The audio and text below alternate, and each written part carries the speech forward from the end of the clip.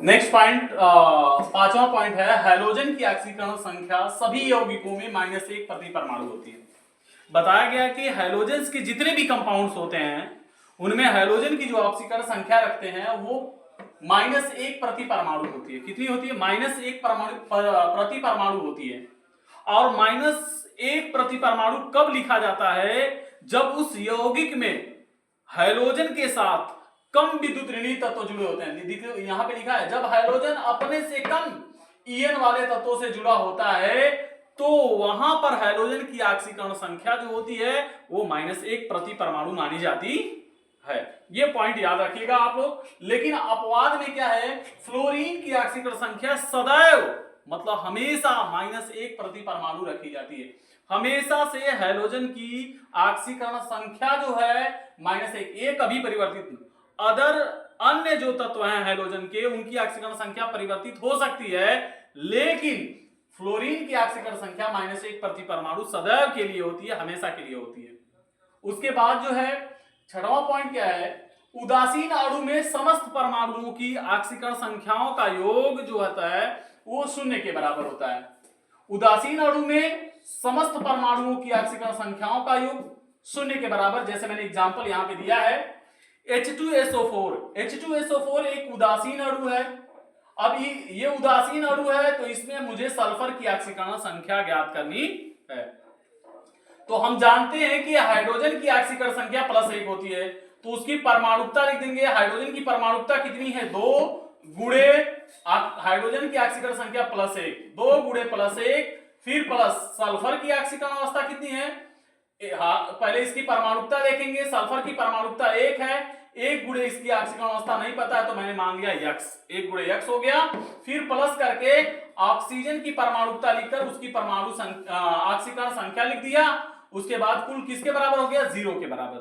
जब इसे हम लोग सॉल्व करते हैं तो हमारे पास आता है x बराबर +6। तो इस तरीके से उदासीन परमाणु में समस्त परमाणुओं के ऑक्सीकरण संख्याओं का योग 0 के बराबर होता है। अगर हमें उसमें किसी तत्व की ऑक्सीकरण संख्या ज्ञात नहीं है तो हम उसे x मान करके क्या कर सकते हैं? ज्ञात कर सकते हैं, जैसे हमने H2SO4 में सल्फर की ऑक्सीकरण संख्या को ज्ञात किया। अब उसके बाद कह रहा है कि आयन में, पॉइंट नंबर 7 क्या कह रहा है कि आयन में उपस्थित समस्त परमाणुओं की ऑक्सीकरण संख्याओं का योग आयन पर उपस्थित आवेश के बराबर होता है। तो मतलब अगर कोई आयनिक यौगिक है, अगर किसी यौगिक पर आयन उपस्थित है, मतलब आयन का मतलब या धनायन हो सकता है या तो वो ऋणायन। यदि किसी आयन पर धनावेश या ऋणावेश उपस्थित हो तो उसकी ऑक्सीकरण संख्या कैसे ज्ञात करोगे? तो बता रहा है कि आयन में उपस्थित सभी परमाणुओं की ऑक्सीकरण संख्याओं का जो योग होता है वो आयन पर उपस्थित आवेश के बराबर होता है। जैसे मैंने यहाँ पे H3O+ के बारे में डिस्कस किया।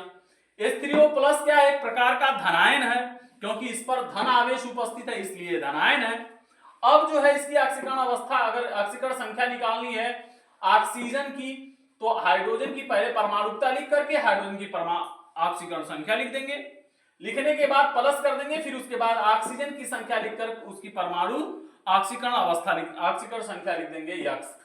अब किसके बराबर हो जाएगा? इस पर उपस्थित आवेश के बराबर +1 है तो यहाँ पे +1 बराबर करके लगा देंगे। तो 3 + x बराबर +1, तो यहां सॉल्व करेंगे तो x बराबर -2 हो जाएगा। इस तरीके से हम लोग क्या कर सकते हैं? आयन की ऑक्सीकरण संख्या निकाल सकते हैं। तो उदासीन परमाणु में यदि किसी तत्व की ऑक्सीकरण संख्या निकालना है तो उन सभी यौगिक या अणु में उपस्थित सभी परमाणुओं की ऑक्सीकरण संख्याओं का योग 0 के बराबर होता है, और आयन में उपस्थित समस्त परमाणुओं की ऑक्सीकरण संख्याओं का योग उस आयन पर उपस्थित आवेश के बराबर होता है। तो ये पॉइंट है ऑक्सीकरण संख्या ज्ञात करने के। अगर आप ये पढ़ लेते हैं तो आसानी से ऑक्सीकरण संख्या ज्ञात कर